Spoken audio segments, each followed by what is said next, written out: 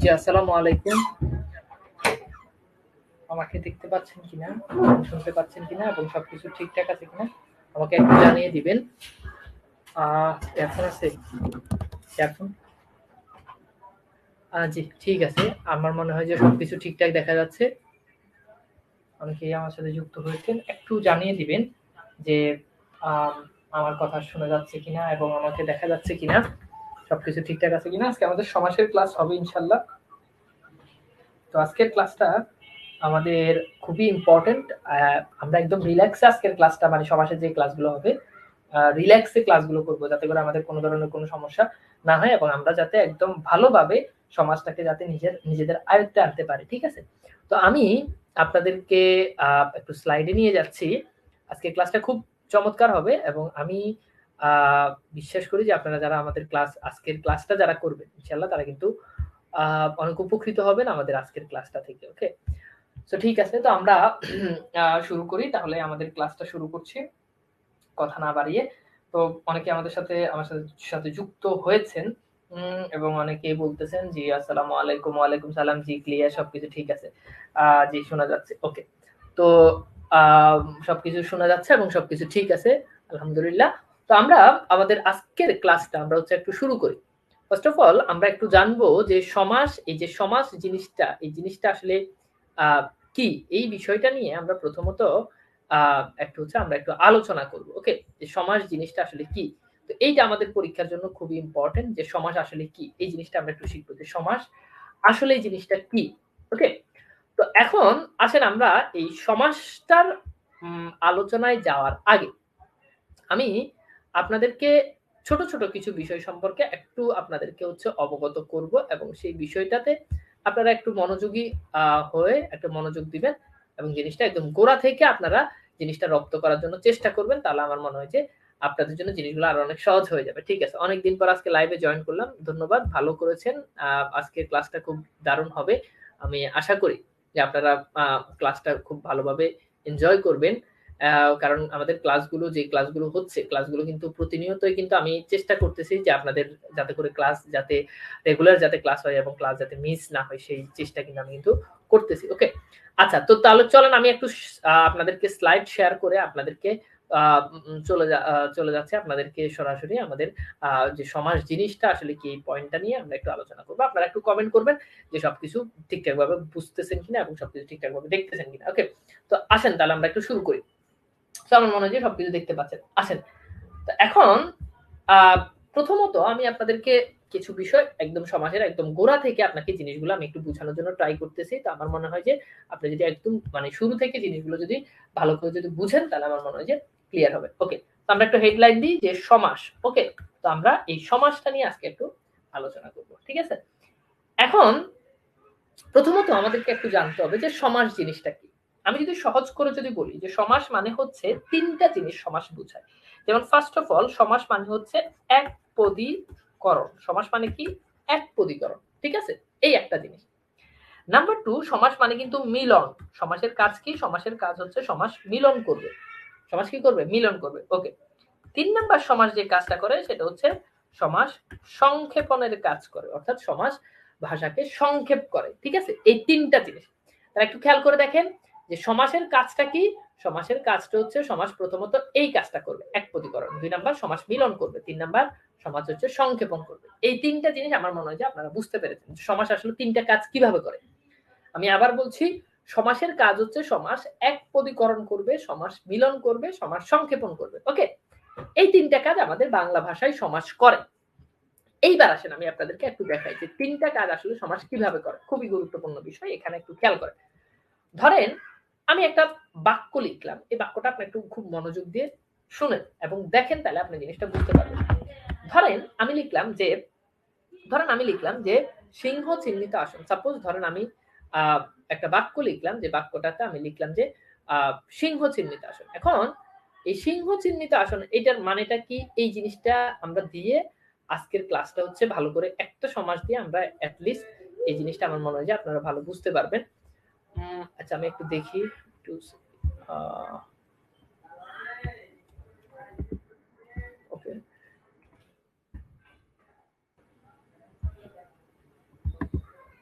ঠিক আছে, ওকে। সো চলেন আমরা একটা সমাস লিখি এবং সমাসটা দিয়ে আমরা একটু বুঝি, হ্যাঁ জিনিসটা একটু বুঝি। একটা সমাস লিখবো এবং একটা সমাস দিয়ে এই জিনিসটা বোঝার জন্য ট্রাই করব যে আসলে সমাসের কাজটা কি। ধরেন আমি একটা সমাস লিখলাম, যে আমি লিখলাম যে সিংহ সিংহ চিহ্নিত আসন, রাইট, সিংহ চিহ্নিত আসন। এখন এই যে সিংহ চিহ্নিত আসন, এখান থেকে কি দাঁড়ায়, এখান থেকে দাঁড়ায় কি, এখান থেকে দাঁড়ায় সিংহাসন।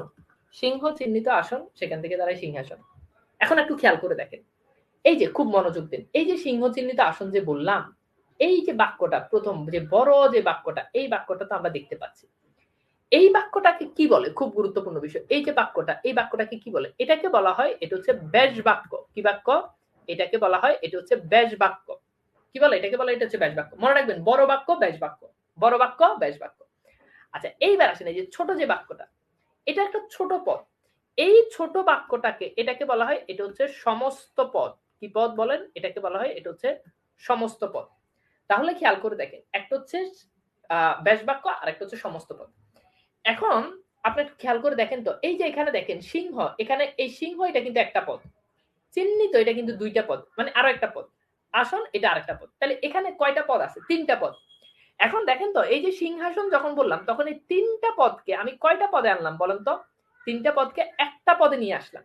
এই জন্য আমরা কিন্তু প্রথমেই বলেছি যে যে তিনটা পদকে যখন আমি একসাথে আনলাম, তখন এইটা হচ্ছে এক পদীকরণ। এটা কি এক পদীকরণ, ওকে। এভাবে পড়ান স্যার, তাহলে আচ্ছা সবভাবেই পড়াবো, এভাবেও পড়াবো, আবার বোর্ডেও ক্লাস হবে, যেভাবে আপনাদের মানে আমি জানি যে কোন জিনিসটা ভালো বুঝলে আপনি ওইটা ওভাবে বুঝতে পারবেন, তো আমি ওভাবে আপনাদের ক্লাস নেব, কখনো বোর্ডে, এবং অধিকাংশ ক্লাসগুলো আমাদের স্মার্ট বোর্ডে হবে। এবং কোন জিনিস আছে যে এখানে বুঝালে আমি হাতে কলমে জিনিসটা ধরে ধরে বুঝাইতে পারি। যেমন এই যে এখানে কিন্তু একটা, এই যে দেখেন আপনাদের এই যে এটা হচ্ছে কি রাইটিং প্যাড, তো এখানে লিখে লিখে অনেকটা খাতার মতো লিখে লিখে বোঝানো যায়, জিনিসটা অনেকটা প্র্যাকটিক্যাল। তো যেটা আমরা সবভাবেই ক্লাস করবো, যে ক্লাসটা যেভাবে নিলে আপনারা উপকৃত হবেন সেটা আমি ভালো বুঝি, ওভাবে এই ক্লাসটা নেব। আচ্ছা, তারপরে যেখানে ছিলাম, যে দেখেন এই যে সিংহ, এখানে এই সিংহ এটা কিন্তু একটা পদ, এই চিহ্নিত এটা একটা পদ, আসন এটা একটা পদ। তাহলে তিনটা পদ থেকে এখানে এই সিংহাসন, এখানে আমরা একটা পদ নিয়ে আসলাম, এই জন্য এটাকে বলা হয় সংক্ষেপণ। আবার দেখেন তো, তিনটা পদকে এক পদে নিয়ে আসলাম, তার মানে এটা এক পদীকরণ। আবার দেখেন তিনটা পদ থেকে একটা পদে যখন কনভার্ট করে দিলাম, তখন এটা সংক্ষেপ হয়ে গেল না, এই জন্য এটা হচ্ছে সংক্ষেপণ। আবার দেখেন এই যে এখানে যে সিংহ, এই সিংহের সাথে সচরাচর এই আসনের সাথে কিন্তু কোনো মিল নাই। মানে ধরেন সিংহ এটা থাকে বনে, আসন এটা হচ্ছে বসার স্থান। এখন এই যে সিংহের সাথে আসনের দুইটা পদের মিলন করে নতুন একটা পদ আমরা তৈরি করলাম, এবং সেই পদটার নাম কি, সেই পদটার নাম হচ্ছে সিংহাসন। সেই পদটার নাম কি, সিংহাসন। তাহলে ব্যাপারটা হচ্ছে এই। তাহলে সমাসের বেসিক কনসেপ্টটা ক্লিয়ার কিনা আমাকে একটু বলেন তো, সমাসের বেসিক জিনিসটা আপনারা ক্লিয়ার কিনা আমাকে একটু ঝটপট বলেন যে ভাইয়া সমাসের বেসিক জিনিসটা ক্লিয়ার। তাহলে এরপরে আমি আপনাদেরকে সমাসের প্রকারভেদে হচ্ছে আলোচনায় নিয়ে যাব, আপনারা আমাকে একটু জানিয়ে দিবেন যে ভাইয়া সমাসের যে বেসিক যে ব্যাপার সেটা আমরা ক্লিয়ার। তাহলে আমাকে একটু জানিয়ে দিন যে সমাসের বেসিক ব্যাপারটা আপনাদের কাছে পরিষ্কার কিনা, তাহলে আমি আপনাদেরকে সমাসের পরের আলোচনায় হচ্ছে নিয়ে যাচ্ছি। ওকে, সমাসের পরের আলোচনায় নিয়ে যাচ্ছি, তো আপনারা আমাকে একটু জানিয়ে দিবেন যে ভাইয়া সমাসের এতটুকু পর্যন্ত ক্লিয়ার এভরিওয়ান, সবাই আমাকে একটু জানাবেন। জি ভাই ক্লিয়ার ক্লিয়ার, ওকে। এইবার আসেন, হ্যাঁ ওকে ফাইন ক্লিয়ার। আসেন যদি ক্লিয়ার হন, তাহলে আমরা এবার সমাসের বাকি ডিটেলস আলোচনাতে একটু যাব। তো আপনারা আমাকে একটু বলবেন জিনিসটা আপনারা ক্লিয়ার কিনা সবাই। আমি চাই যে আমার সমাসের ক্লাসটা যাতে সবাই যাতে জিনিসটা বুঝতে পারে এবং আপনারা যাতে জিনিসগুলো ধরতে পারেন। আমার মনে হয় যে আমি যেভাবে আপনাদেরকে আজকে ধরে ধরে আপনাদেরকে জিনিসগুলো পড়াবো, এরপরে ভাই এখান থেকে আপনার পরীক্ষাতে মানে যেভাবেই প্রশ্ন আসুক আপনি ইনশাল্লাহ আপনি আশা করি যে পারবেন। ঠিক আছে, ওকে ফাইন। তো আমরা তাহলে চলে যাচ্ছি আমাদের পরের আলোচনায়। ওকে, তো আসেন, ওকে।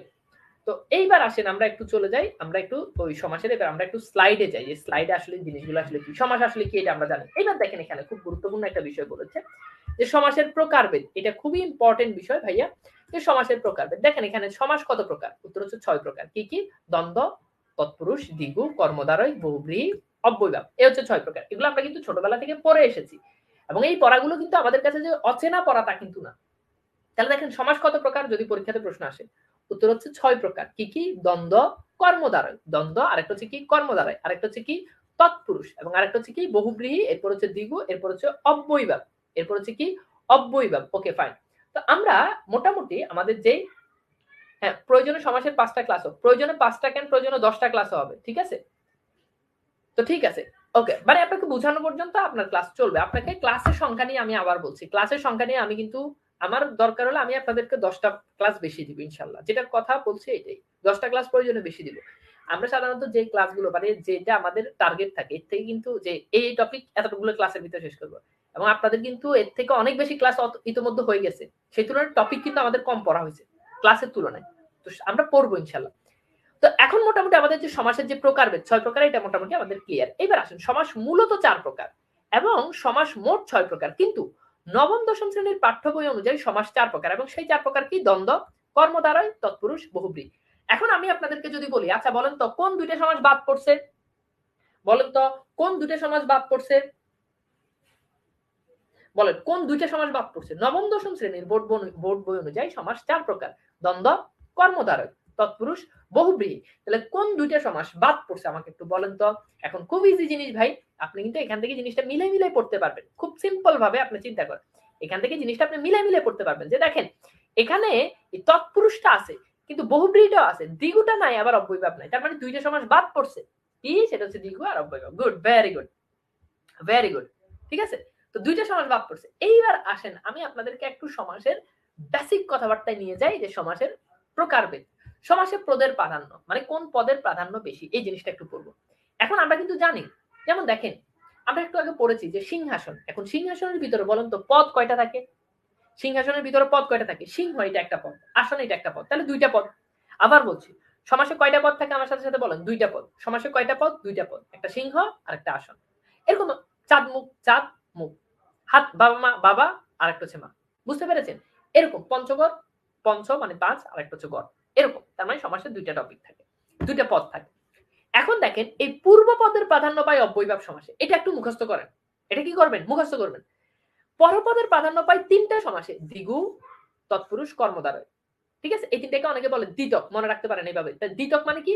দ্বিতে দ্বিগু, তত তৎপুরুষ, কত কর্মদ্বারয়, খাতায় লিখে নেন দ্বিতক। তাহলে দ্বিতে দ্বিগু, তত তৎপুরুষ, কত কর্মদ্বারয়। তাহলে ভাই স্লাইড তো স্ক্রিনে আসে না, কি বলেন? স্লাইড স্ক্রিনে না আসে মানে আসবে না কেন? আমি তো আচ্ছা আচ্ছা স্লাইড, সরি সরি, আমি তো এখানে দুঃখিত, আমি আসলে মানে শেয়ার আমি ওখানে ইয়ে করতেছি কিন্তু আপনাদের এখানে দেখাচ্ছে না। ধন্যবাদ আপনাকে, ধন্যবাদ ধন্যবাদ। আমি আসলে মানে শেয়ার না করে আমি আপনাকে দেখা যাচ্ছে, বুঝছেন? দুঃখিত, ঠিক করে ফেলতেছি। আচ্ছা, বুঝতে কষ্ট হচ্ছে, আমি আসলে স্লাইডই শেয়ার করি না, বুঝছেন? আচ্ছা এইবার ঠিক আছে, তাই না? আমি বুঝি নাই, দুঃখিত। এইবার ঠিক আছে, হ্যাঁ, এইবার স্লাইড দেখা যায়। এই জিনিসটা আপনাদেরকে পড়াচ্ছিলাম আর কি, এই জিনিসটা আপনাদেরকে পড়াচ্ছিলাম। এইবার ঠিক আছে কিনা একটু বলেন। আচ্ছা আচ্ছা, এইবার দেখেন, হ্যাঁ একটু মনে করাই দিন ভাই, একটু মনে করাই দিন। তো এখন খেয়াল করে দেখেন যেখানে ছিলাম, যে দেখেন উভয় পদ প্রধান, মানে যেখানে ছিলাম যে এই জায়গাতে, যে দেখেন এই যে পূর্ব পদের প্রধান, মানে পূর্ব পদ প্রধান হয় কোন সমাসে? উত্তর হচ্ছে অব্যয়ভাব। পূর্ব পদ, এটা একটু মুখস্থ করেন। পূর্ব পদের প্রাধান্য পায় কোন সমাসে? অব্যয়ভাব সমাসে। এরপর খেয়াল করে দেখেন এই যে পরপদের প্রাধান্য পায়, পরপদের প্রাধান্য পায় কোন সমাসে? 3টে সমাসে: কর্মদ্বারয়, তৎপুরুষ, এরপর হচ্ছে দ্বিগু। কর্মদ্বারয়, তৎপুরুষ, তারপর হচ্ছে কি? দ্বিগু। তাহলে এই 3টে সমাসে, এই যে এই 3টে সমাস, এই 3টাকে আর কি বলে? দ্বিতক। দ্বিতে দ্বিগু আর ততে তৎপুরুষ, কত কর্মদ্বারয়, দ্বিতক। তো এই 3টাতে পরপদের অর্থ প্রদান, আর উভয় পদের অর্থ প্রদান হয় দ্বন্দ্ব সমাসে। উভয় পদের অর্থ প্রদান হয় কি? দ্বন্দ্ব সমাসে। বুঝতে পারছেন? এইটা একটু আপনার মনের ভিতরে একটু গেঁথে নেন। তাহলে এখন আপনাকে যদি আমি যেভাবে বলি যে পূর্ব পদের অর্থ প্রদান হয় কোন সমাসে? অব্যয়ভাব। তারপর হচ্ছে দেখেন আমি যদি বলি পরপদের অর্থ প্রদান হয় কোন সমাসে? সেটা হচ্ছে কর্মধারয় সমাস, তৎপুরুষ সমাস, দ্বিগু সমাস। আর উভয় পদের অর্থ প্রদান হয় দ্বন্দ্ব সমাসে। এখানে আরেকটা বিষয় বলে রাখি, কোন পদের অর্থ প্রদান হয় না, এটা হচ্ছে আপনার বহুব্রী সমাস। কোন পদের অর্থ প্রদান হয় না, কোন পদের অর্থ প্রদান হয় না, এটা হচ্ছে বহুব্রী সমাস। কোন পদের অর্থ প্রদান হয় না, আবার বলেন আমার সাথে সাথে বলেন, কোন পদের অর্থ প্রদান হয় না, বহুব্রী সমাস। কোন পদের অর্থ প্রদান হয় না, বহুব্রী সমাস। কোন পদের অর্থ প্রদান হয় না, বহুব্রী সমাস। তাহলে দেখেন আমি যদি বলি বহুব্রী সমাসের বিপরীত সমাস কোনটা, দেখি পারেন কিনা। পরীক্ষায় একবার প্রশ্ন আসছে, দেখি উত্তর করেন। আবার বলছি, কোন পদের অর্থ প্রদান হয় না, কোন সমাস? বহুব্রী সমাস। এখন আমি আপনাকে যদি বলি, আচ্ছা ভাই বলেন তো বহুব্রী সমাসের, খুব গুরুত্বপূর্ণ বিষয়, বহুব্রী সমাসের কোন পদের অর্থ প্রদান হয় না, কোন সমাস? বহুব্রী সমাস। তাহলে বহুব্রী সমাসের বিপরীত সমাস কোনটা, বলেন দেখি পারেন কিনা। বহুব্রী সমাসের বিপরীত সমাস কোনটা বলেন তো? গুড, ভেরি গুড, দ্বন্দ্ব সমাস বিপরীত। কেমনে বুঝছেন?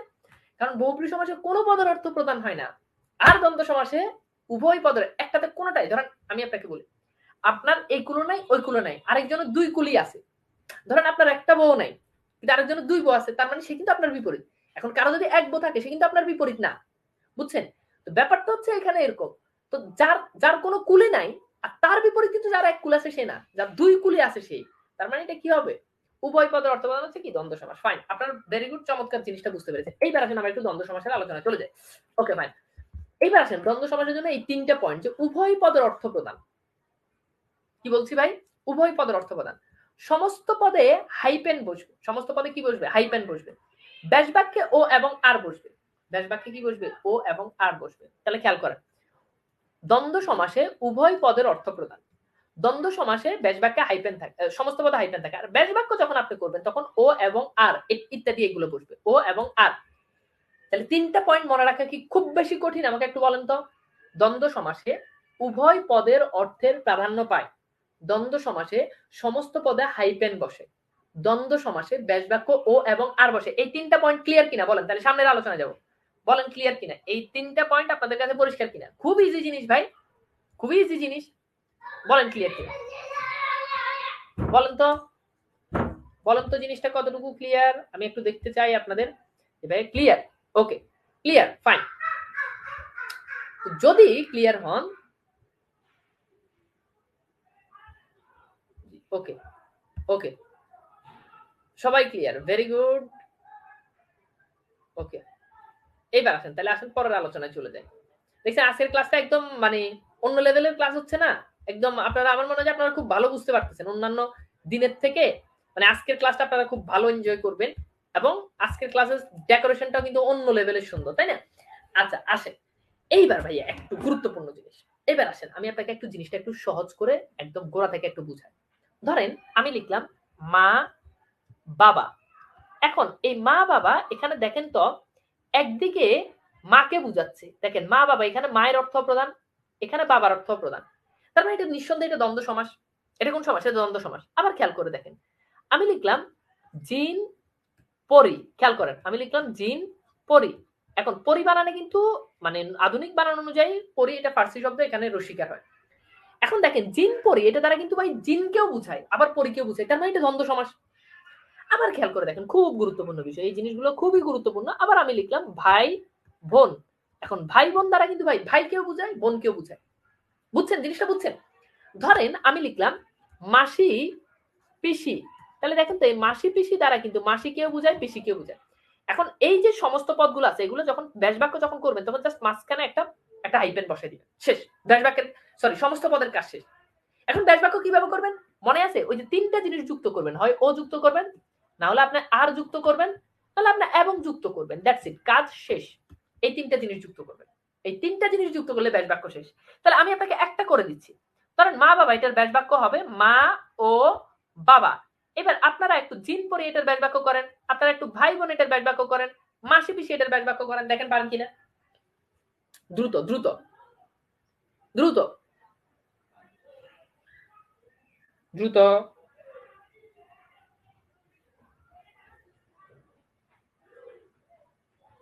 গুড, ভেরি গুড, জিন ও পরি। তাহলে ব্যাস বাক্য আমার হয়ে গেল। তাহলে ভাই বোন কি হবে? ভাই ও বোন, ঠিক আছে? মাসি ও পিসি, ফাইন, দারুণ। আচ্ছা এইবার আসেন বেসিক আলোচনার পরে, এইবার আসেন দেখেন দ্বন্দ্ব সমাসের ভিতরে এই জিনিসগুলো একটু বুঝতে হবে। এখানে মিলনার্থক দ্বন্দ্ব সমাস, অর্থাৎ ভাই দুই পদের অর্থ প্রদান হবে, এটা ভাই আমিও জানি আপনিও জানেন। কিন্তু কথা হচ্ছে যেই সমাসে মিল অর্থ বুঝাবে, মানে কি বুঝাবে? মিল বুঝাবে, মিল। মিল বুঝালে সেটা মিলনার্থক। যেমন আপনি খেয়াল করে দেখেন, এই যে মা বাবা মিল বুঝাচ্ছে, এই জন্য এটা মিলনার্থক দ্বন্দ্ব। এখন আমরা দ্বন্দ্ব সমাসের ক্লাসিফিকেশন করতেছি। আচ্ছা, ও এবং আর যে কোনো একটা দিলে, যে কোনো একটা আপনি আপনার ইচ্ছা মতো, সচরাচর আমরা ও দিয়ে বেশি করি আর কি, যেটা ইচ্ছে এটা দেন, কোনো সমস্যা নাই। এরপর দেখেন মাসি পিসি মিল বুঝাচ্ছে, তার মানে এগুলো মিলনার্থক। আবার দেখেন বিরোধ যদি বুঝায়, বিরোধ বিরোধ বিরোধ। এখন ভাই বিরোধ কিভাবে বুঝায় খেয়াল করেন। বিরোধ বুঝায়, বিরোধ মানে কি আপনার লগে আরেকজনের লগে বিরোধ মানে কি শত্রুতার সম্পর্ক, মারামারি কাটাকাটি এরকম। দেখেন এখানে খেয়াল করে দেখেন দা কুমড়া, তাহলে ভাই খেয়াল করে দেখেন তো দা আর কুমড়া এটা কি ভালোবাসার সম্পর্ক? দা তো কুমড়ারে পাইলেই কি করে? কোপায়। তার মানে এটা কিন্তু ভালোবাসার সম্পর্ক না, এটা কিন্তু শত্রুতার সম্পর্ক, বিরোধের সম্পর্ক। তার মানে এটা হচ্ছে বিরোধার্থক। এরপর অহিনকুল, সাপে নেউলে। সাপে আর বেজির সাথে কি ভালোবাসার সম্পর্ক? না, সাপে নেউলে একটা আরেকটার সাথে বিরোধ, শত্রুতার সম্পর্ক। তার মানে যেগুলো শত্রুতার সম্পর্ক এগুলো হচ্ছে বিরোধাত্মক দ্বন্দ্ব, যেগুলো মিলের সম্পর্ক এগুলো মিলনাত্মক দ্বন্দ্ব। তাহলে যেগুলো বিপরীত ধরনের হবে, যেমন হতে পারে এই যে দেখেন আয় ব্যয়। এখন দেখেন আয়ের বিপরীতটা কিন্তু ব্যয়। আবার দেখেন ল্যান, এটার বিপরীত কিন্তু দেন। আবার দেখেন ছেলে, এটার বিপরীত বুড়ো। ঠিক আছে, দেনা এটার বিপরীত পাওয়া, এগুলো হচ্ছে বিপরীতার্থক। এরপর খেয়াল করে দেখেন সমর্থক দ্বন্দ্ব। এখন সমর্থক দ্বন্দ্বটা কি ভাই? সমর্থক দ্বন্দ্ব হচ্ছে একটা আরেকটা সমর্থক হবে। একটু আগে দেখছি আয়ের বিপরীত ব্যয়। এখন দেখেন এই যে হাট বাজার, এই হাট এটার মানে সমর্থক কিন্তু বাজার। আবার দেখেন ব্যবসা, এটার সমর্থক কিন্তু বাণিজ্য। আবার দেখেন কল, এটার সমর্থক কারখানা। চাল চলন ইত্যাদি, খাতা পত্র। তো যেগুলো আপনার সমর্থক, একটা শব্দ আর একটা শব্দের সমর্থক, এগুলো সমর্থক দ্বন্দ্ব। একটা শব্দের বিপরীত আর একটা শব্দ, এটা বিপরীতার্থক দ্বন্দ্ব। দ্যাটস ইট, জিনিসটা খুব সিম্পল। এরপর আসেন প্রায় সমর্থক দ্বন্দ্ব। এখন প্রায় সমর্থক দ্বন্দ্ব কি? প্রায় সমর্থক দ্বন্দ্ব হচ্ছে পরপদ যদি মানে পরিপূর্ণ সহচর হয়। অর্থাৎ আপনাকে আরো সহজ করে আমি জিনিসটা বুঝাই। প্রায় সমর্থক দ্বন্দ্ব হচ্ছে এমন দ্বন্দ্ব সমাস যেখানে আপনি দেখবেন যে পরপদ যেটা থাকে, এই পরপদ মিনিংলেস। পরপদ মিনিংলেস মানে পরপদ অর্থ থাকে না। পরপদের কি থাকে না? অর্থ থাকে না। পরপদের অর্থ থাকে না। যেমন দেখেন এই যে কাপড় চোপড়। এখন ভাই কাপড় বুঝি, কিন্তু চোপড় বলতে কি আসলে কিছু আছে? না। নৌকা বুঝি, কিন্তু টৌকা কি? তক্তা বুঝি, কিন্তু মক্তা কি? চা বুঝি, কিন্তু তা তো নাই। কলম আছে, কিন্তু কলম নাই। তার মানে যেগুলো পরপদের মিনিং থাকে না সেগুলো হচ্ছে প্রায় সমর্থক দ্বন্দ্ব। এখন প্রায় সমর্থক দ্বন্দ্ব আর দ্বন্দ্বের মানে সমর্থক দ্বন্দ্বের ভিতরে পার্থক্য কি? সিম্পল। টাকা এটার বিপরীত পয়সা, টাকাও আছে পয়সাও আছে, কিন্তু কাপড় চোপড়, কাপড় আছে চোপড় নাই, তার মানে এটা প্রায় সমর্থক দ্বন্দ্ব। ঠিক আছে, জিনিসটা খুব সিম্পল। এইবার আসেন একশেষ দ্বন্দ্ব। এটা খুব গুরুত্বপূর্ণ বিষয় ভাই, একটু মনোযোগ দিন। এটা অনেকেই বলবেন যে ভাই আমি বুঝি নাই, আমি বুঝি নাই, বুঝি নাই, অনেকেই বলবেন। তো আমি বলতেছি, একটু সময় দেন, আপনি গোড়া থেকে জিনিসটা বুঝেন, তাহলে জিনিসটা ক্লিয়ার হয়ে যাবে। একশেষ দ্বন্দ্ব। আচ্ছা আপনারা আমাকে একটু বলেন তো, সমস্ত পদে কি কখনো একটা পদ থাকে না দুইটা পদ থাকে? বলেন। মানে সমাসের ক্ষেত্রে সমস্ত পদে এতক্ষণ ধরে যে পড়ছেন, একটা পদ থাকে না দুইটা পদ থাকে? আমাকে একটু বলেন তো, বলেন বলেন দেখি পারেন কিনা। সমস্ত পদের ক্ষেত্রে মানে সমাসের ক্ষেত্রে সমস্ত পদে একটা পদ থাকে নাকি দুইটা পদ থাকে? বলেন দেখি পারেন কিনা। Good, very good. কয়টা পদ থাকে? দুইটা পদ। এখন এক শেষ নামটা দিয়ে মনে রাখবেন, যেখানে এক শেষ, যেখানে সমস্ত পদে একটা পদ থাকে ভাই। কয়টা পদ? একটা পদ। যেমন দেখেন দম্পতি, এখন এখানে কিন্তু দম একটা পদ। দম মানে কি? দম পালাইছি। এখন এটার সাথে এটা কোনো মিনিং নাই, এখন এখানে কিন্তু একটা পদ। আবার দেখেন, খেয়াল করে দেখেন এই যে তোমরা, এই তোমরা এখানে খেয়াল করে দেখেন, এই তোমরা এখানে কিন্তু একটা পদ। আবার দেখেন আমরা, এখানে কিন্তু একটা পদ। তার মানে ভাই কথা সহজ, যেখানে একটা পদ থাকে সমস্ত পদে একটা পদ, সেটা একশেষ দ্বন্দ্ব। একশেষ একটা পদ, একশেষ একটা পদ, একশেষ একটা পদ, দ্যাটস ইট, শেষ। এইবার আপনি খেয়াল করে দেখেন, এখন দম্পতি, এই দম্পতির ভিতরে কারা থাকে? এখানে জায়া থাকে, এরপর কি থাকে? পতি থাকে, শেষ। তার মানে এটার ব্যাস বাক্য জায়া ও পতি। এখন যখন আমি বলি তোমরা, তখন এই তোমরার ভিতরে কে থাকে? সে থাকে, তুমি থাকি, সে থাকে, তুমি থাকে। আচ্ছা যদি আমি চলে আসি, তাহলে কি তোমরা বলি না আমরা বলি? আমরা বলি। তাহলে আমরাতে কি থাকে? খেয়াল করেন, আমরাতে সেও থাকে, আমরাতে তুমিও থাকে, আমরাতে আমিও থাকি, দ্যাটস ইট। তার মানে দম্পতি এটার ব্যাস বাক্য হচ্ছে জায়া ও পতি, তোমরা এটার ব্যাস বাক্য হচ্ছে সে ও তুমি, আমরা এটার ব্যাস বাক্য হচ্ছে সে তুমি ও আমি, দ্যাটস ইট, শেষ। এই তিনটার বাইরে বাংলাদেশে কখনোই পরীক্ষাতে প্রশ্ন আসে নাই।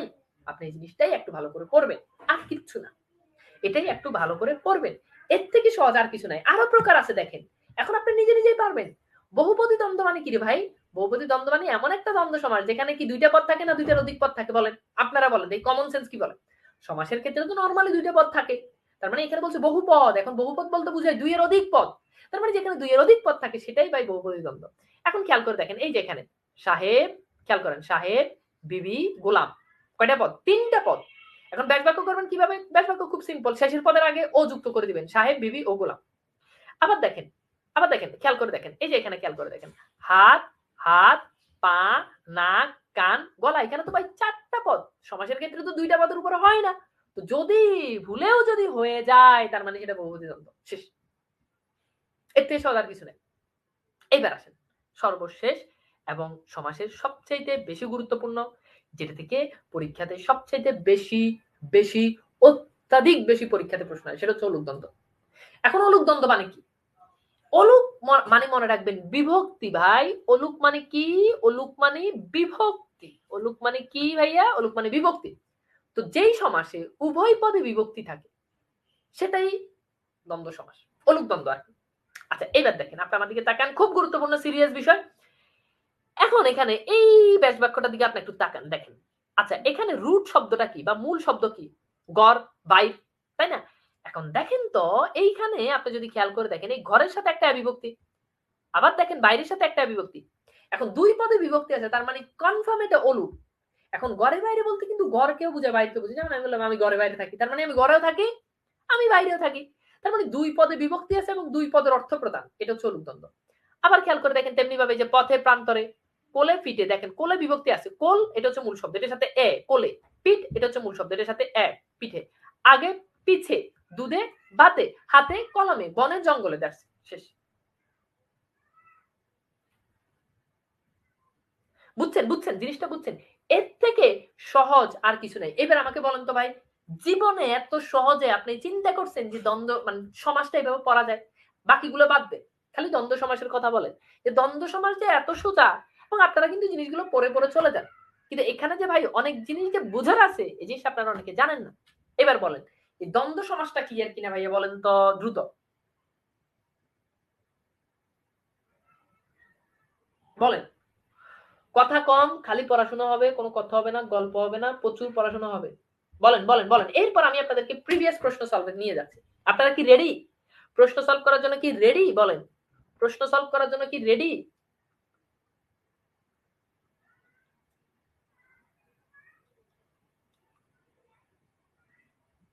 ওকে ফাইন, এইবার আসেন, এটা সলভ করেন। প্রশ্নটা কোথায় আসছে দেখেন, প্রশ্নটা আসছে 37তম বিসিএস। প্রশ্নে বলা হচ্ছে জলের স্থলে কি সমাস। এইটা বাচ্চা পোলাপাইনাও কিন্তু এই প্রশ্নের উত্তর করতে পারবে। এটা 37তম বিসিএস এ আসছে, 37তম বিসিএস এ আসছে। প্রশ্ন সলভ করেন দ্রুত। আয় হায়, বিদ্যুৎ চলে গেছে। আচ্ছা সমস্যা নাই, আমাকে হয়তো দেখবেন না, কিন্তু ক্লাস চলবে, ঠিক আছে? আচ্ছা ঠিক আছে। আবার আপনারা মনে করেন না আমি যখন স্মার্ট বোর্ডে ক্লাস নিই তখন কারেন্ট চলে গেলে কিন্তু মানে ক্লাস অফ, বুঝছেন বিষয়টা? কারণ তখন কিন্তু ওয়াইফাইতে চলে। আর ল্যাপটপে যখন এভাবে ক্লাস নিই তখন একটা ব্যাপার আছে যে কারেন্ট চলে গেলেও সচরাচর হয় না, মানে ওয়াইফাই না, যেমন আমার এখানে হটস্পটে চলতেছে, ঠিক আছে? তো আমাকে দেখা যাচ্ছে, সমস্যা মানে আমাকে তো সবসময় দেখেন, আজকে একটু কম দেখেন, তবুও কিন্তু দেখা যায় ভাই, তবুও দেখা যায়, তাই না? আচ্ছা আমি আমাকে দেখার আরো ব্যবস্থা করে দিতেছি। আমার ফোনটা কই, ওই ফোনটা কই, ফোনটা ওকে দাঁড়ান, আমি আমাকে আপনি আমাকেও দেখেন, আমাকে দেখেন, আমাকে দেখলে নাকি আপনাদের পড়া আরো ভালো হবে। ঠিক আছে, দেখছেন? ওয়াও, জোস, তাই না? ওকে, সো প্রশ্ন আমাদের সলভ হয়ে গেল ভাই। এখানে খুব কথা খুব সহজ। যেহেতু এখানে দেখতে পাচ্ছেন যে জলে এটার সাথে বিভক্তি আছে এবং স্থলে এটার সাথে বিভক্তি আছে। দেখেন সমাসের ক্ষেত্রে কিন্তু অনেক জায়গাতে আপনি বিভক্তি পাবেন, কিন্তু এই একটা সমাস যেখানে উভয় পদে বিভক্তি থাকে, অন্যান্য সমাসগুলোতে এক পদে বিভক্তি থাকে, পরপদে, এখানে উভয় পদে বিভক্তি থাকে, তার মানে এটা নিঃসন্দেহে এটা অলুক দ্বন্দ্ব, অর্থাৎ সঠিক উত্তর অপশন সি। Okay fine. আচ্ছা ঠিক আছে, এইবার আসেন এখানে আলোথায়া পদটি কোন সমাস। এটা আবার আমাদের 32তম বিসিএস এই প্রশ্নটা আসছে, আমরা এটা একটু সলভ করি। আচ্ছা একেবারে আপনাকে আর কি দেখবো, হ্যাঁ আমি তো পুরান হয়ে গেছি, আমাকে আর কি দেখবেন। ওকে এটা সলভ করেন। তো আলো ছায়া আমি বললাম, ধরেন আমি বললাম যে আলো ছায়া, তা না দেখেন আলো ছায়া বলতে কিন্তু, দেখেন আলো ছায়া বলতে কিন্তু আলোকেও বুঝায়। দেখেন আলো ছায়া বলতে আলোকেও বুঝায়, আবার ছায়াকেও বুঝায়। তার মানে এটা কোন সমাস বলেন তো? তার মানে এটা অবশ্যই অবশ্যই ইহা আমাদের দ্বন্দ্ব সমাস। কথা সহজ। আচ্ছা এটা রাজশাহী বিশ্ববিদ্যালয় আসছে, এখানে বলছে যে স্বর্গমর্ত পাতাল কোন সমাসের উদাহরণ। একটু সলভ করে দ্রুত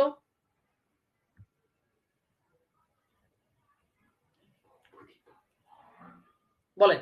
এগুলো আমরা কিন্তু পরে আসছি, মানে এটা আমাদের পড়ার জিনিস। এখন দেখেন ভাই সমাসের ক্ষেত্রে বলছি যে সমস্ত পদে দুইটা পদ থাকে সাধারণত, দুইটার উপরে গেলে বহুপদী দ্বন্দ্ব, একটা থাকলে একশেষ দ্বন্দ্ব। তাহলে এখানে কয়টা পদ আছে? তিনটা পদ। তার মানে কোনো কথা হবে না, কোনো গল্প হবে না, ডিরেক্ট উত্তর এটা বহুপদী দ্বন্দ্ব, শেষ। এইবার আমার মনে হয় যে দ্বন্দ্ব সমাস ক্লিয়ার, ঠিক আছে ফাইন। এইবার আসেন আমরা একটু ভাই কর্মধারী সমাসে চলে যাই। কর্মধারী সমাসে যাওয়ার আগে আমি আপনাকে সহজ করে একটা কথা বলি, সেটা হচ্ছে কর্মধারী সমাসে আমরা কিন্তু জানি যে এখানে পরপদের প্রায়োরিটি বেশি। এখন এই যে কর্মধারী সমাস আছে এটা কিন্তু আবার 5 প্রকার। কত প্রকার? 5 প্রকার। কি কি? 1 সাধারণ কর্মধারয়, 2 উপমান কর্মধারয়, 3 উপমিত কর্মধারয়, 4 রূপক কর্মধারয়, আরেকটা হচ্ছে মধ্যপদ লোপী কর্মধারয়। আমরা চেষ্টা করব আজকে যে যতটুকু পর্যন্ত, এটা যেহেতু অনেক বড় একটা পার্ট এবং কর্মধারয় সমাস পরীক্ষার জন্য ভীষণ রকমের মানে ভীষণ গুরুত্বপূর্ণ এবং ভীষণ ইম্পর্টেন্ট এটা একেবারে খুবই গুরুত্বপূর্ণ। তো প্রথমত কর্মধারী সমাসে কোন পদের অর্থপ্রদান? পরপদের অর্থপ্রদান। এখন এতক্ষণ ধরে আমরা যে দ্বন্দ্ব সমাস পড়ছি এটা কিন্তু এই সমাসটাতে কিন্তু মানে দুই পদের অর্থপ্রদান, সুতরাং এটা মাথা থেকে ঝেড়ে ফেলে দেন। ঠিক আছে, উপমান উপমিত, হ্যাঁ এগুলো নিয়ে আমরা আজকে আলোচনা করবো। ওকে ফাইন, এবার আসেন এখানে এই স্লাইডটা খুবই ইম্পর্টেন্ট। এদিকে আমরা দুইটা সমাস একসাথে করে একটু পড়ার জন্য ট্রাই করছি। তো এইখানে প্রথম যেটা সেটা হচ্ছে উপমান, এরপর হচ্ছে উপমিত। উপমান উপমিত। এখন দেখেন আপনি একটা জিনিস খেয়াল করে দেখেন, এই যে উপমান, মান মান মান মান এরকম শব্দ কিন্তু আছে। মানুষ বলে না যে তোর কোনো মান সম্মান নাই, হ্যাঁ মান বন্টন, কত মান দিয়ে কত শব্দ আছে। আবার এদিকে দেখেন তো উপমিত, মিত মিত। এখন এই মিত বলে কি ভাইয়া কোনো শব্দ আছে? আপনার একদম বলেন তো যে ভাইয়া মিত বলে আপনি পৃথিবীতে কোনো শব্দ দেখছেন? মিত আছে? হ্যাঁ মৃত আছে, ওটা মানে তো মরে গেছে এমন, কিন্তু ময়ূষীকে তো এটা বলে কিছু নেই। ঠিক আছে, কোকিল দেখেন না, কলিং বেল আসছে। আচ্ছা, তা এখন খেয়াল করে দেখেন এই যে মান, এটা বলে পৃথিবীতে শব্দ আছে, এই জন্য এই উপমান যে সমাজটা, এই সমাজটা সবসময় সত্য হবে। এই সমাজটা কি হবে বলেন? এই সমাজটা সবসময় সত্য হবে। এই সমাজটা কি হবে বলেন? এই সমাজ সবসময় সত্য হবে। এখন মিথ, এটা বলে তো পৃথিবীতে কোনো শব্দ নাই, এই জন্য এই সমাজটা আমরা বলবো এই সমাজটা মিথ্যা হবে, দ্যাটস ইট। ঠিক আছে, বিষয়টা আশা করি বুঝতে পারছেন। তাহলে উপমান সত্য, উপমিত মিথ্যা, এক নাম্বার কথা শেষ। আবার খেয়াল করে দেখেন, উপমান যখন হবে তখন প্রথম পদটা এটা বিশেষ্য হবে। ভাইয়া কি হবে বলেন? উপমান যখন, তখন প্রথম পদটা হবে বিশেষ্য। কি হবে? বিশেষ্য। আর উপমিত যখন, তখন এর পরের পদটা হবে বিশেষণ। অর্থাৎ একটা হচ্ছে নাউন, ইংরেজিতে বললে আপনারা আরো ভালো বুঝতে পারবেন। প্রথম পদটা হচ্ছে নাউন এবং পরের পদটা হচ্ছে অ্যাডজেক্টিভ। আর উপমিতর ক্ষেত্রে উভয় পদেই বিশেষ্য, অর্থাৎ দুইটা যে পদ, এই দুইটা পদে এখানে বিশেষ্য হবে। দুইটা পদে কি হবে? বিশেষ্য হবে। এতটুকু পর্যন্ত ক্লিয়ার। এবার আপনি একটু খেয়াল করে দেখেন, আমরা একটু দেখি। দেখেন খুব খুব খুব খুব গুরুত্বপূর্ণ, আমি বলছি একটু মনোযোগ দিন। প্রথমত এই যে এখানে এগুলো হচ্ছে উপমান, মনে রাখবেন, মাথায় সেট আপ দিয়ে নেন যে এই সমাসগুলো এগুলো হচ্ছে সত্য সমাস। কি সমাস? সত্য সমাস। আচ্ছা এবার দেখেন, হরিণ চাপল, চাপল মানে হচ্ছে চালাক। এখন হরিণ কখনো বোকা হয়? আপনি দেখছেন? দেখছেন? হরিণ কিন্তু সবসময় চালাক হয়, দেখবেন এখান থেকে। মানে পশুদের ভিতরে চালাক প্রাণীর ভিতরে হরিণ অন্যতম, তার মানে এটা কিন্তু সত্য। আবার আপনি খেয়াল করে দেখেন তো, এই যে হরিণ, এটা কিন্তু নাউন। চপল, চপল মানে কি? চালাক, এটা কিন্তু অ্যাডজেক্টিভ। এটা মানে কি? অ্যাডজেক্টিভ। আবার খেয়াল করে দেখেন, কাজল কালো, কাজল কালো। এখন এই কাজল, কাজল কিন্তু সাধারণত সবসময় কালো হয়। হ্যাঁ এখন ডিফারেন্ট ডিফারেন্ট অনেক কাজল বেরিয়েছে, বাট সেটা কিন্তু ব্যতিক্রম। বাট কাজল এটা কিন্তু অলওয়েজ কিন্তু নাউন হয়, মানে এটা কিন্তু বিশেষ্য, এবং এটা কিন্তু কাজল কিন্তু কালোই হয়। এখন দেখেন এই কাজল এটা কিন্তু বিশেষ্য, কিন্তু কালো যে পদটা আছে এটা কিন্তু বিশেষণ। কালো এটা রংকে বোঝান, এটা বিশেষণ। আচ্ছা এইবার খেয়াল করে দেখেন, হস্তি মূর্খ। এখন হাতি কিন্তু আবার মানে হরিণ চালাক, কিন্তু হাতি কিন্তু মূর্খ। ঠিক আছে, হাতি কিন্তু চালাক না। তো এখন মানুষ দেখবেন গরু ছাগল হাতি এসব বলে মানুষকে গালি দেয়, কিন্তু হরিণ বলে কেউ গালি দেয়, কারণ হরিণ তো চালাক। এখন এই হস্তি মূর্খ এটা কিন্তু সত্য। আবার দেখেন হস্তি মানে হাতি, এটা কিন্তু বিশেষ্য। এখন দেখেন মূর্খ, মূর্খ এটা কিন্তু অ্যাডজেক্টিভ। মূর্খ এটা কিন্তু কাউকে বিশেষায়িত করে, মডিফাই করে। ঠিক আছে, তবে দেখেন এগুলো সমস্ত পদটা সত্য হচ্ছে, এবং প্রথম যে পদ এটা কিন্তু এই যে এখানে বলেই দিয়েছে যে প্রথম পদটা এটা বিশেষ্য হচ্ছে, এবং পরের পদটা এটা কি হচ্ছে? বিশেষণ হচ্ছে। আবার খেয়াল করে দেখেন তুষার, তুষার মানে কি? আমরা জানি তুষার মানে হচ্ছে আপনার ওই যে বরফের যে খণ্ডগুলো। আর ধবল মানে হচ্ছে, ধবল মানে সাদা।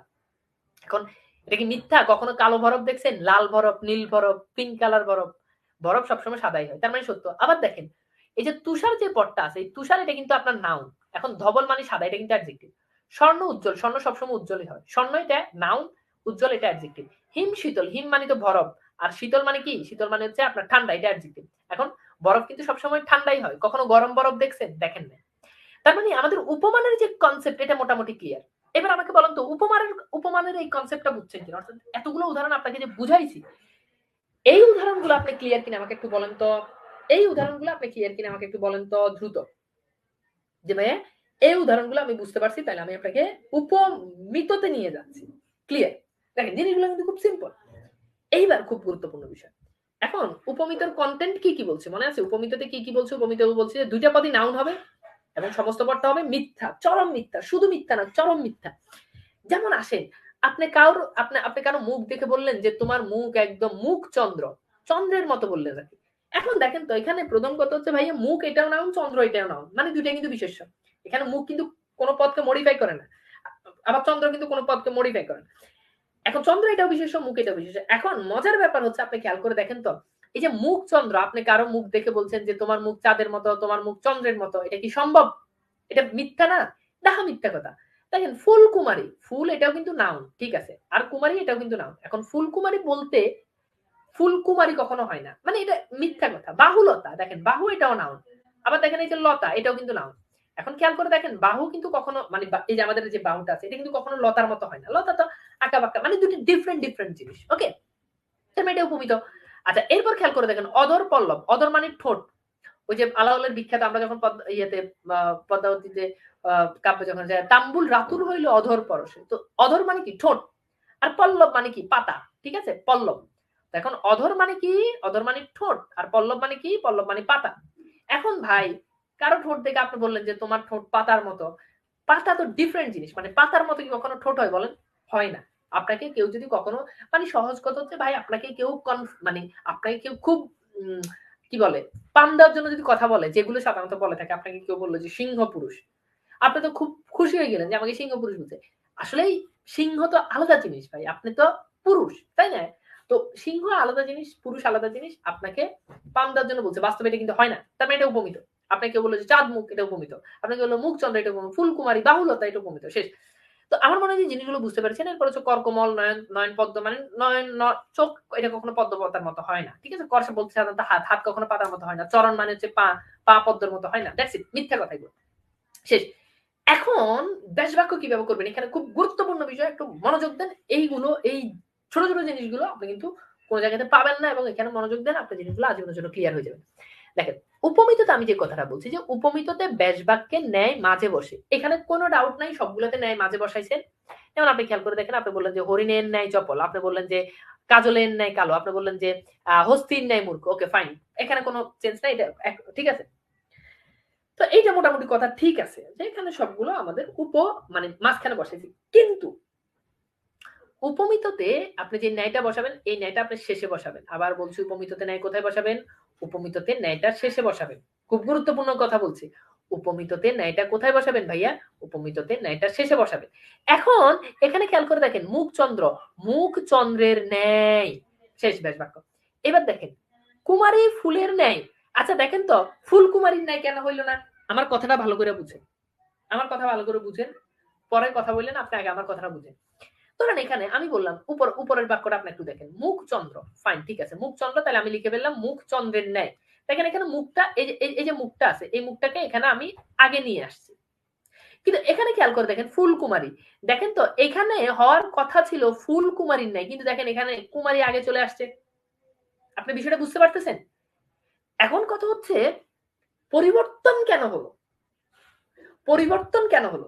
খেয়াল করেন, পরিবর্তন এই কারণে হয়েছে, মনে রাখবেন যে এখানে মুখচন্দ্র যখন বলি, তখন আপনি কি মুখকে, মানে তুলনাটা কার সাথে করতেছেন? অবভিয়াসলি আপনি চন্দ্রের সাথে মুখকে তুলনা করতেছেন। এখন মনে রাখবেন, আপনি যাকে তুলনা করেন সে আগে বসে। তাহলে দেখেন তো, আপনি মুখকে তুলনা করতেছেন, মুখ আগে বসে। এখন এখানে দেখেন ফুলকুমারী, আপনি কিন্তু এখানে কিন্তু কুমারীকে তুলনা করতেছেন, এই জন্য কুমারী আগে বসছে। বাহুলতা, আপনি কিন্তু বাহুকে তুলনা করতেছেন, বাহু আগে বসছে। বাহুকে আপনি লতার সাথে তুলনা করছেন, বুঝছেন? এরপর দেখেন অধর পল্লব, এখানে দেখেন তো, এটা আবার ঠিক আছে, কারণ এখানে তো আপনি ঠোঁটকে তুলনা করছেন, ঠোঁটকে পাতার সাথে তুলনা করছেন। তো যাকে তুলনা করে, যার সাথে না, যাকে তুলনা করে সে আগে বসে। বুঝছেন? বুঝছেন? মানে যাকে তুলনা করবে সে আগে বসবে, আর যার সাথে তুলনা করে সে পরে বসবে। এখন দেখেন এই যে এখানে ফুলকুমারী, আচ্ছা বাহুলতা, আপনি বলেন তো বাহুকে তুলনা করছেন না লতাকে? অবশ্যই ভাই, বাহুকে লতার সাথে তুলনা করা হয়েছে, এই জন্য বাহু আগে বসছে। বুঝছেন? এইবার বলেন জিনিসটা ক্লিয়ার কিনা, বলেন তো। মানে আপনি সহজ করে দেখলে সহজ,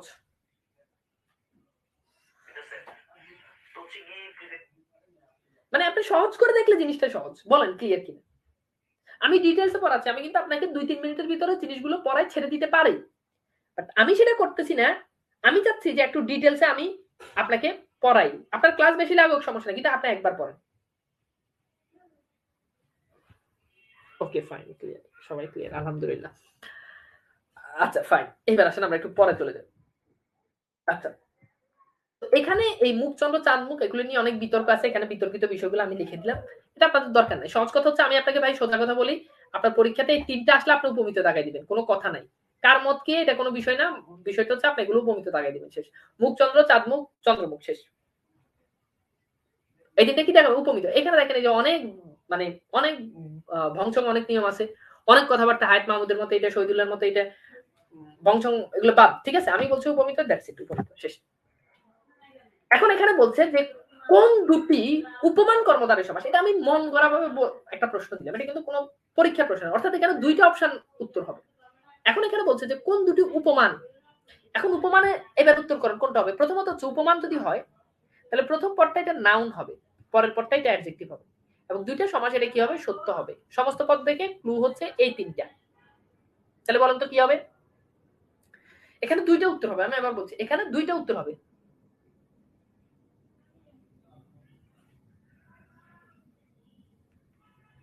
ভাই বিশ্বাস করেন, ক্লাস নিতে যেই পরিমাণ কষ্ট, তাও আবার বিদ্যুৎ চলে গেল, মানে আমার সারা শরীর দিয়ে ঘাম পড়তেছে, বুঝছেন? মানে পুরো একটা অন্ধকার একটা রুমের ভিতরে, মানে চারদিকে দেওয়াল, খুব কষ্ট। ওকে, ঠিক আছে। তো প্রথম কথা হচ্ছে দেখেন, হাড়ি মুখ এটা বাস্তবে ভাই সম্ভব না, কারো মুখ গুলগাল হইলে সেটা হাড়ির মতো হয় না, তার মানে এটা ভুল। লৌহ কঠিন এটা ঠিক আছে, দেখেন মানে লোহা কিন্তু কঠিনে হয়, আবার দেখেন লোহা কিন্তু নাউন, আবার কঠিন কিন্তু অ্যাডজেক্টিভ, মিলে যাচ্ছে। ভ্রমর কৃষ্ণ, হ্যাঁ ভ্রমর কিন্তু কালাই হয়, এটাও ঠিক আছে। আখি পদ্ম মানে চোখ কখনো পদ্ম পাতার মতো হয় না, তার মানে উত্তর হচ্ছে বিসি। আমাদের শেষ। এইবার আসেন রূপক কর্মধারয় সমাস। তো সংজ্ঞা আমরা পড়বো না, কারণ আমাদের পরীক্ষাতে সংজ্ঞা আসে না। এখন এই জিনিসটা যেখানে বলছে যে পূর্বপদ অদৃশ্যমান হবে, পরপদ দৃশ্যমান, কথা শেষ। পূর্বপদ অদৃশ্যমান। এখন দেখেন এই যে মন, মন খেয়াল করেন, একটু একটু ভালোভাবে খেয়াল, এই মন, মন, এখন মন, এই মন কি দেখা যায়? বলেন তো, মন কি দেখা যায়? দেখা যায় না। মাঝি এটা কিন্তু দেখা যায়। আবার দেখেন বিষাদ মানে কি দুঃখ, এই বিষাদ কিন্তু দেখা যায় না। বিষাদ কি দেখা যায়? দেখা যায় না। সিন্ধু, সিন্ধু মানে সাগর, সাগর দেখা যায়। ভব, ভব মানে হচ্ছে সংসার, সংসার দেখা যায় না, নদী দেখা যায়। সুখ এটা দেখা যায় না, সাগর দেখা যায়। সংসার এটা কখনো দেখা যায় না, সাগর দেখা যায়। বিষ এটা কখনো দেখা যায় না, মানে এখানে বিষ বলতে আপনার ওই যে আপনার খাওয়ার বিষ বা এই বিষকে বুঝে না, মানুষ বলে না যে বিষে ধরছে, সাপ যদি কাউকে যদি কামড় দেয় বলে যে বিষে ধরছে, এখন ওই বিষটাকে আপনি দেখেন না, বৃক্ষ কিন্তু আপনি কিন্তু দেখেন। আবার খেয়াল করে যৌবন, যৌবনটা কিন্তু দেখা যায় না। সূর্য বললো যে সে যৌবনে পদার্পণ করছে, যৌবন কি আপনি কখনো হাত দিয়ে ধরছেন, দেখছেন? শেষ। তার মানে রূপক কর্মধারয় সমাসের প্রথম পদটা দেখতে পারবেন না, পরের পদটা দেখতে পারবেন। এখন ব্যাস বাক্য করবেন খুব সিম্পল, দুইটা পদ যে আছে, দুইটা পদের মাঝখানে আপনি রূপ বসাবেন, রূপ। তাহলে দেখেন মন, মন মাঝি, মন রূপ মাঝি। বিষাদ সিন্ধু, বিষাদ রূপ সিন্ধু। ভব রূপ নদী, সুখ রূপ সাগর, সংসার রূপ সাগর। এরপর হচ্ছে বিষাদ রূপ, বিষ রূপ বৃক্ষ, যৌবন রূপ সূর্য, আনন্দ রূপ সাগর, আনন্দ রূপ অশ্রু, ক্রোধ রূপ অনল। ক্রোধ মানে হচ্ছে রাগ, রাগ কখনো দেখা যায় না, সে রাগ করছে, কিন্তু রাগ জিনিসটা কি, এটা কি দেখছেন? অনল মানে হচ্ছে আগুন, আগুন কিন্তু দেখা যায়। তাহলে ক্রোধ রূপ অনল। এবার বলেন বুঝছেন কিনা, বলেন। মানে খুব সহজ জিনিস, প্রথম পদটা আপনি দেখবেন না, দ্বিতীয় পদ। এখন সংজ্ঞাটা একটু মনে রাখেন, যে উপমান এবং উপমিতর মধ্যে যেটা অভেদ কল্পনা করে, অবৈধ বুঝায়, ঠিক আছে, সেটা হচ্ছে রূপক কর্মধারয় সমাস, ঠিক আছে? এইবার বলেন জিনিসটা বুঝছেন কিনা everyone?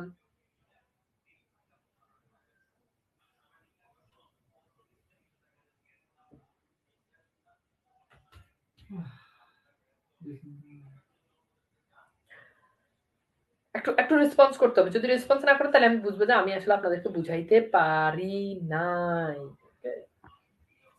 So okay, thank you, clear, okay, very good, very good. একটু রেসপন্স করেন দ্রুত। আচ্ছা এইবার আসেন, এইবার আসেন, এবার আসেন এই জিনিসটা সর্বশেষ, আমরা আজকে এটা পড়ে আমাদের ক্লাস শেষ করবো। ভাইয়া খেয়াল করেন, একটু গুরুত্বপূর্ণ, মধ্যপদলোপী কর্মধারয় সমাস, এটা খুব সিম্পল। আচ্ছা এই নামটা দেখে, মধ্যপদ মানে যেই সমাসের মাঝখানের পদ লোপ পায়, সেটা মধ্যপদলোপী কর্মধারয় সমাস। মধ্যপদলোপী, লোপ মানে কি? লোপ মানে কিন্তু লোপ পাওয়া, বাদ যাওয়া। তার মানে কথা কিন্তু ক্লিয়ার ভাই, যেই সমাসে, যেই সমাসে মাঝখান থেকে পদ বাদ যায় সেটা মধ্যপদলোপী কর্মধারয় সমাস, শেষ। এই উদাহরণটা একটু খেয়াল করেন, সাহিত্য বিষয়ক সভা, একটু একটু এভরিওয়ান, সাহিত্য বিষয়ক সভা, ক্লিয়ার? এখন দেখেন তো এই যে এখানে সাহিত্য, এটা কিন্তু এখানে আছে, আবার দেখেন তো এখানে সভা, এটাও কিন্তু সমস্ত পদে আছে, কিন্তু মাঝখানের এই যে পদটা আছে বিষয়ক, এই পদটা কি কোথাও আছে? বলেন আছে? নাই। যেহেতু এই পদটা কোথাও নাই, কাজেই সুতরাং, যেহেতু কোনো জায়গায় এই পদটা নাই, সুতরাং এই যে পদটা আছে, এটা এই যে সমাসটা আছে, এটা হচ্ছে মধ্যপদলোপী কর্মধারয় সমাস। আবার খেয়াল করেন, স্মৃতি রক্ষার্থে সৌধ, ফাইন, ঠিক আছে। এখান থেকে কি হলো? এখান থেকে হলো স্মৃতিসৌধ। এখন দেখেন তো এই যে স্মৃতি, এই এই স্মৃতি এটা কিন্তু আছে, সৌদ এটা কিন্তু আছে, কিন্তু ভাই রক্ষার্থে এটা কি ব্যাস বাক্যে আছে, সমস্ত পদে আছে? নাই নাই নাই নাই। তো যেই সমাসে মাঝখানের পদ লোপ পায়, সহজ কথা সেটাকে বলা হয় সেটা হচ্ছে মধ্যপদলোপী কর্মধারয় সমাস। এটা গেল প্রথম কথা, যে পূর্বপদ এবং পরের পদের মাঝখানে কি পায়, পদটা লোপ পায়। দ্বিতীয় পদ হচ্ছে উভয় পদ বিশেষ্য। এখন আপনি বলবেন ভাইয়া নাউন প্লাস নাউন এটা তো উপমিততে হয়েছে, কথা আছে। উপমিততে তুলনা বুঝায়, যেমন চাঁদের সাথে মুখের তুলনা, ঠোঁটের সাথে পাতার তুলনা। কিন্তু এখানে দুইটা নাউন হলো, দুই পদের তুলনা বুঝাবে না। দুই পদে কি বুঝাবে না? তুলনা বুঝাবে না। এখন দেখেন সাহিত্যের সাথে কি সবার তুলনা হয়? হয় না। মানে সাহিত্য কি সবার মতো হয়? হ্যাঁ, মুখ চাঁদের মতো হইতে পারে, ঠোঁটকে আপনি অনেকটা পাতার মতো বলতে পারেন, আপনি চোখকে অনেকটা পদ্ম ফুলের মতো বলতে পারেন, আপনি ফুলকে কুমারীর মতো বলতে পারেন, কিন্তু কোন অ্যাঙ্গেল থেকে কি সাহিত্যকে কি আপনি সবার মতো বলতে পারেন? স্মৃতিকে কি কখনো সৌদের মতো বলতে পারেন? ঘর কি কখনো জামাইয়ের মতো হয় না? তার মানে যেই সমাসের মাঝখান থেকে পদ লোপ পায় এবং দুইটা পদ বিশেষ্য হয়, আপনি দেখেন তো এখানে সাহিত্য এটা কিন্তু বিশেষ্য, সভা এটা কিন্তু বিশেষ্য, স্মৃতি এটা কিন্তু বিশেষ্য, সৌদ এটা বিশেষ্য, ঘর বিশেষ্য, জামাই বিশেষ্য। এবং সবগুলো বিশেষ্য হলেও উপমিত কেন নয়? কারণ এগুলো তো তুলনা বুঝায় না। আরো একটা ব্যাপার, আপনি কমন সেন্স খাটান। উপমিত যখন আমরা পড়ি তখন ব্যাস বাক্যের শেষে কি বসে? ব্যাস বাক্যের শেষে নাই বসে। এইবার দেখেন এই সমাসগুলোতে আপনি ব্যাস বাক্যের শেষে নাই বসালে দেখবেন যে অনেকটা হাসাহাসি তৈরি হবে। সাহিত্য সবার নাই, কিছু হয় বলেন? স্মৃতি সৌদের নাই, কিছু হয়? ঘর জামাইয়ের নাই, ঘর কখনো জামাইয়ের মতো হতে পারে? ঘর একটা জিনিস, জামাই একটা জিনিস। ঘর একটা জড় পদার্থ, জামাই একটা প্রাণী। ঠিক আছে?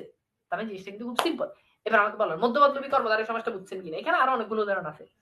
একই রকম রান্না করার ঘর, মাঝখান থেকে করার পদ লোপ পাইছে। মৌ সঞ্চয়কারী মাছি, মৌমাছি। বুঝছেন? একটু বলেন তো, একটু বলেন তো।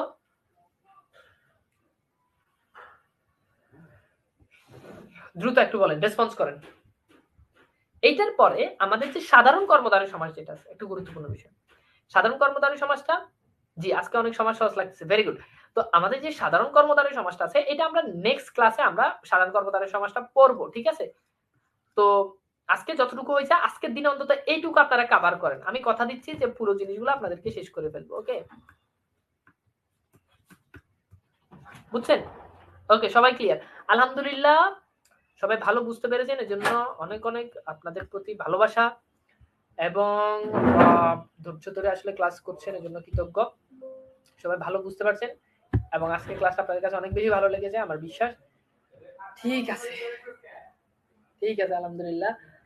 জি, ভালো থাকবেন, সুন্দর সুস্থ থাকবেন, দোয়া করবেন। আবার আমরা সমাজের ক্লাস, দ্বিতীয় পর্বের ক্লাস হবে, ঠিক আছে? আল্লাহ হাফেজ, ভালো থাকবেন, আল্লাহ হাফেজ, আল্লাহ হাফেজ।